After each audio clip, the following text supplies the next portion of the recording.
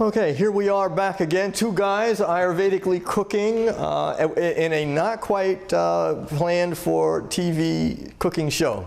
I hope you got something that's informational out of the first segment, and I would encourage you to go back again and again, and especially to listen to the segments that Dr. Jane was explaining about the 6 tastes, so that as you begin to develop your own palate relative to your constitution, you begin to understand what ingredients exacerbate things and what ingredients pacify things. So that's the reason we put so much attentiveness into the first section. Dr. Jane, did you want to say anything to follow up with that? No.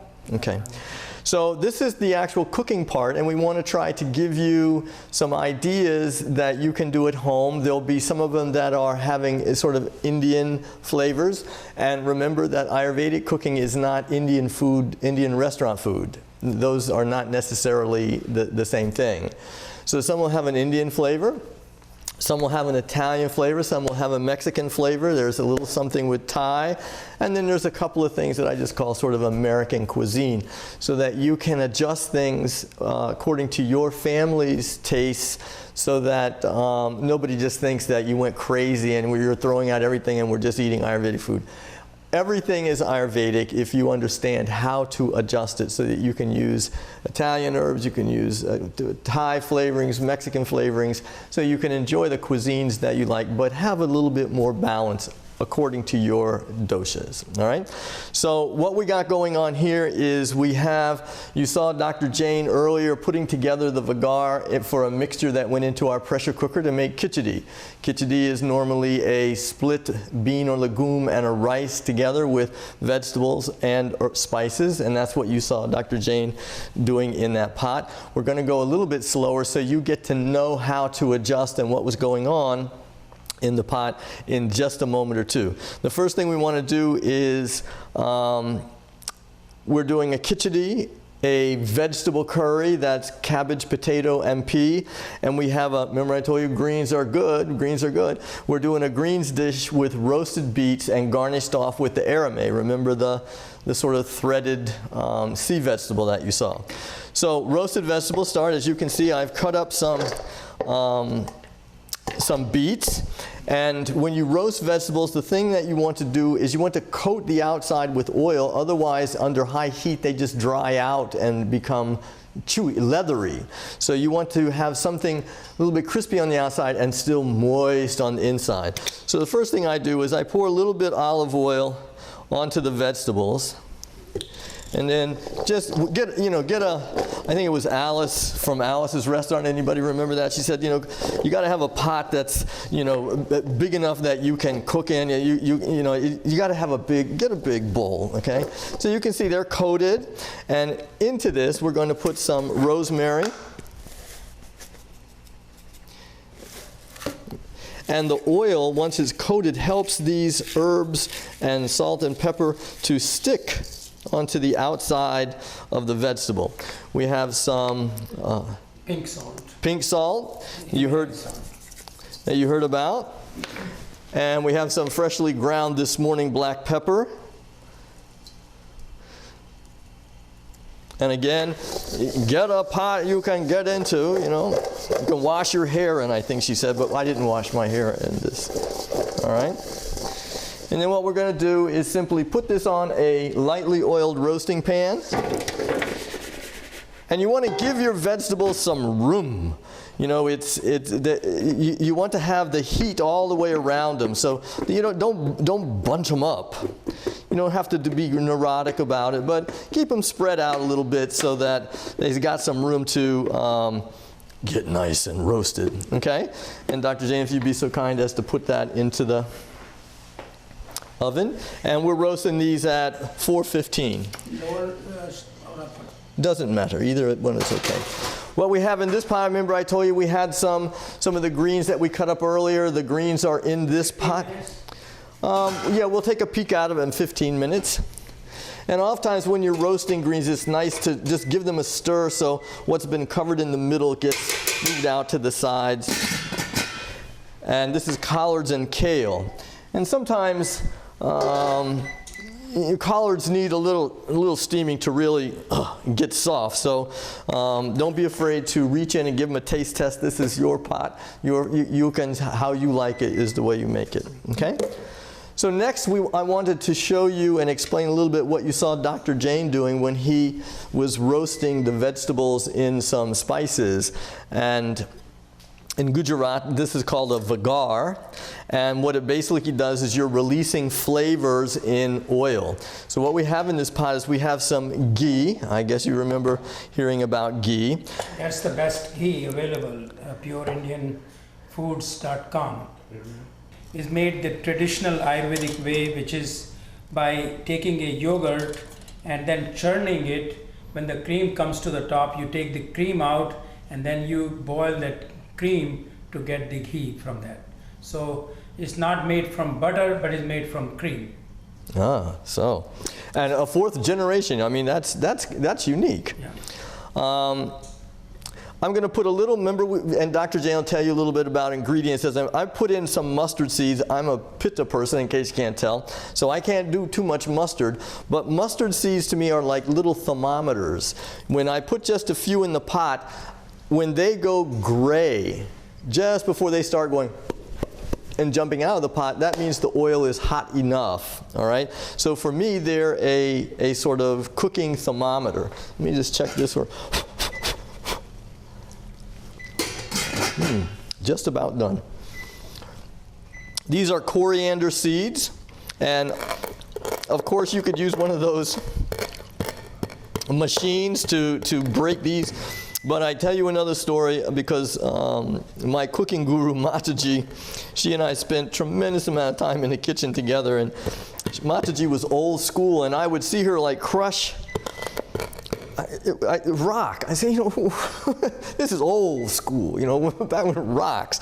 So I used to kind of chuckle a little bit about, Mataji would think, oh, you can't cook without a rock, that kind of stuff. So we were out together one day walking and down by the Shadow Brook, and Mataji looked down and she saw this rock. This is a perfect rock. It fits in your hand well. It's flat on one bottom, and this came from her hand to mine. So I always like to tell that story, because it reminds me of what she passed on to me. So we're putting the coriander seeds right in the pot. We're going to turn on some heat. Here we are. That's pretty strong. Yeah, and we can go down. Yeah, this is because I'm left-handed. I'm on this side. All right, so what we're going to do is we have some cabbage and potatoes that are ready to go in.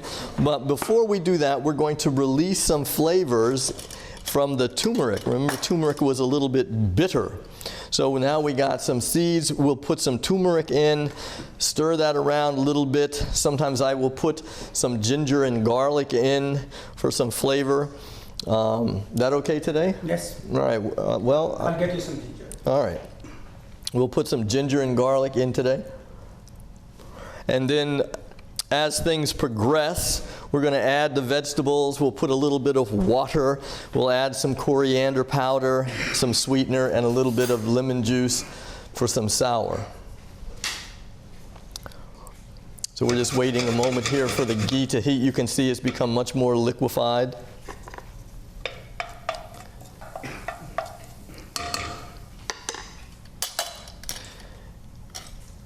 And remember, I said to just watch. So, try not to get too much into the measurement thing. You're looking at what I'm adding for turmeric. But we're going to add a little bit of ginger first as soon as Dr. Jain gets us a bit. Where's your grater? I must have put it. Oh, here it is. You have it, Mine is right. There it is. So we're going to put a little ginger right in. You can hear the oil is pretty hot.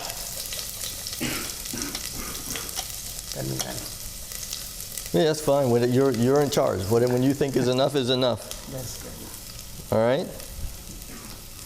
Ginger is also pungent and sweet, so you don't want too much ginger if you're trying to control your pitta. So if I start going real fast, my pitta is just gone out. All right, so here we're going to put a little turmeric, and we're going to color all that. And right into that, we're going to put our cabbage.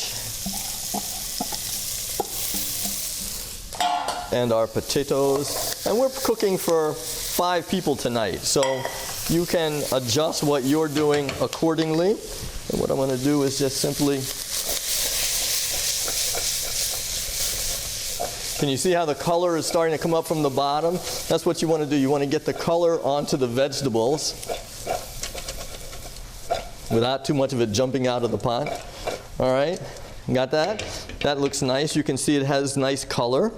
And into this, what we're going to do is we're going to add a little water.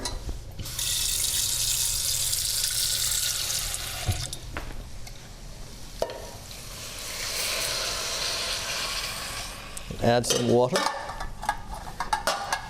We're going to add some coriander powder. So there's 2 big spoons coriander powder. We're going to add some black pepper, some pink salt. Now you can also add coconut amino, which is a soya-free amino acids from coconut, which is non-GMO and no MSG, vegan, and this is a good salt substitute for pittas and kaphas. So get some coconut amino. You can get them at Amazon.com for pittas and kaphas. And we're going to add a little jaggery. This is a sweet, sugary molasses kind of flavor. Just a little bit of sweet. All right. And what we're going to do is stir all that in. We're going to let this cook a while. And when they're about 3/4 done, we're going to add some frozen peas and maybe just a dash of lemon juice. We'll taste it for some flavor. And we'll be back to you all when we feel like it's about time to come back and see things coming out of pots. All right, so we'll see you in a few minutes. Oh, here we have some lime. We'll just squeeze that some right in without. It's a hard one. Here it comes. So lime is less pitta increasing than lemon. So because this is a summery day, we are going to use lime in it. Wonderful. All right, sounding tasty already. So we're going to let this cook. The potatoes get soft, the cabbage gets soft. And as I said, we'll be back with you when we start opening up the pots, and we'll put together our final dish with the kale and the roasted beets, and we'll see you in a few minutes. Thank you. Okay, so here we are. Looks like things are coming together on this end. Dr. Jane's going to crack open the pressure cooker here so you can begin to see the khichdi. So you see the khichdi is a mishmash of lentils and rice, and it becomes like a very delectable dish. It is a tri-doshik, that means can be used by anyone, any constitution. The only thing you have to remember is that the spices you use can be varied. So for example, a vata can add more rice than lentils. Vata can have more lemon juice or spices in it, which are a little bit heating. Pitta, on the other hand, can also have more rice than lentil, or they can have equal proportion. Kapha should have more lentil than rice. So that is how you change the proportion. The spices, as I told you earlier, that kapha requires more pungent heating spices, while a vata will require kind of balanced composition. Pitta will require less of heating but more of cooling spices. So this has got a combination of all the spices, which includes turmeric and coriander in it. Wonderful. And you'll also notice that it's soft, so it's easy to Very easy to digest, yes. which is important. So the next dish that you ready? Why don't you taste it? Tell what I you want to think. taste it. All right, oh, wonderful, wonderful. I know you like khichdi.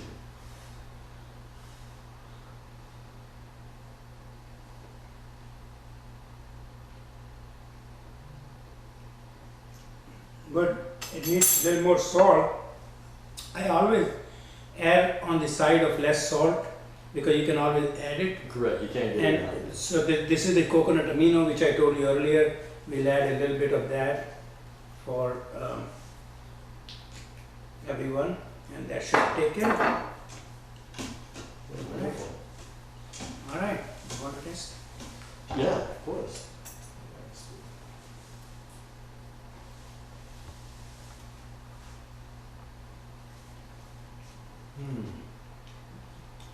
Very nice. The softness has a creaminess to it that I think you'll find not only easy to digest but pleasing on the palate. Correct. So the next dish that you saw that we were working on was cabbage, potato, and pea. And you remember what we did to get started. The important part we wanted to communicate, which you'll see in variations throughout this series, is the vagar. The vagar is sort of the heart of situation, where you release flavors into oil.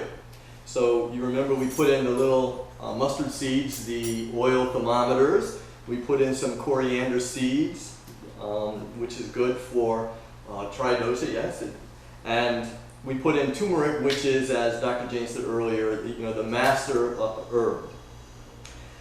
Everything else that got added kind of moves this one way or another, and you're looking to come out of this with a whole balance of salt, sweet, sour, and the coriander holds it together underneath. And that's why we added a little bit more coriander powder while while everything was cooking, and we added a little bit more of the jaggery, the sweet, and we also added some lemon juice. There's probably juice of not quite half a lemon in there.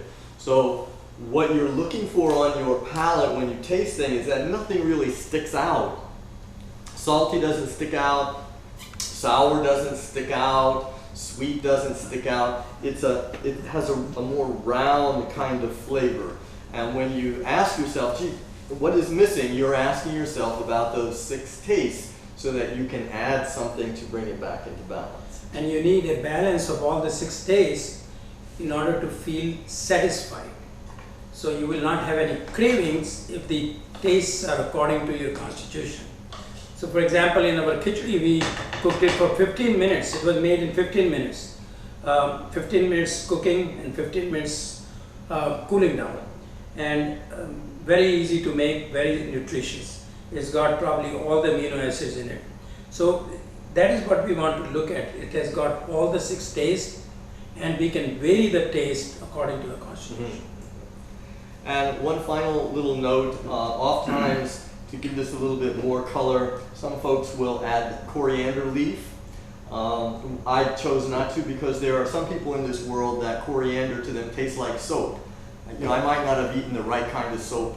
I've never had coriander flavored soap, but you can put it on the side, and then each person can add a little fresh coriander as a garnish on top, and it makes it just even a little more tasty for those folks who enjoy coriander.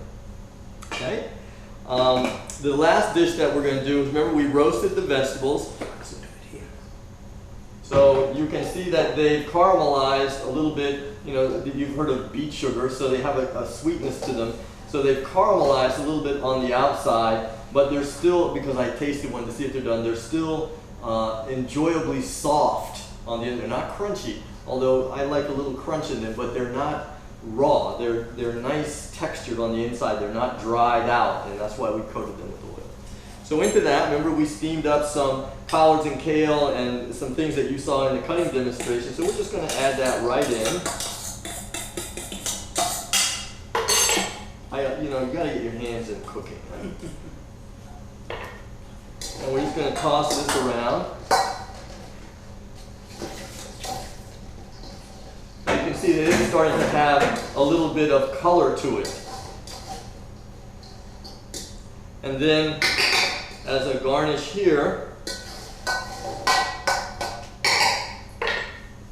remember the aramay that I mentioned? And this has some of the coconut aminos added into it.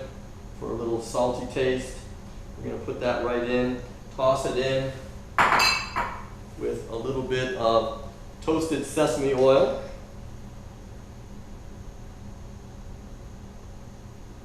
A little lemon juice. Look at that seed right out there. A little lemon juice, a little black pepper, and just a touch of salt. I'm smelling all these flavors, you know. I need getting me hungry. My Agni is. All right, well, it's about time to have something to eat here. You can't be doing these cooking videos and not have something to eat. So there you have it. Could be a weekend lunch, could be a...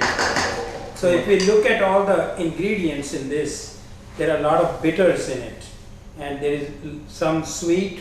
This dish is very good for pittas and kaphas. All right. Since that I'm a pitta and you're a kapha, Yeah. taste this dish and see if you like it.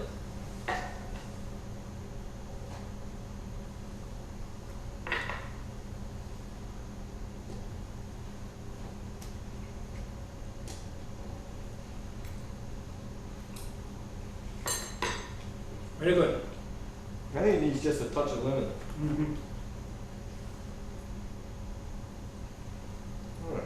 We'll toss it. Remember, lemon is more pitta producing than lime. So sometimes in summer you can add more lime than lemon. All right. Try that.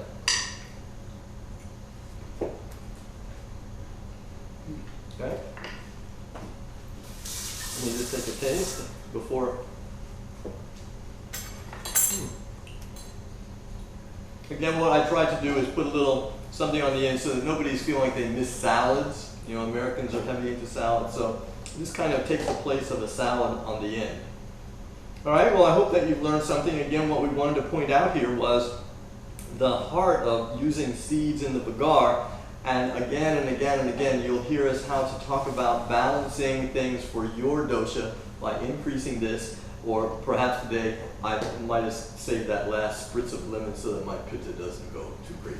All right, thank you so much. It's wonderful to be with you. Hope we see you again in the next episode, where I think we're going to do something for dinner, like a broccoli soup affair and a red bean pate, so that you can have a little nacho chips and a soup with red bean pate for dinner. All right, see you next time. Thank you for watching.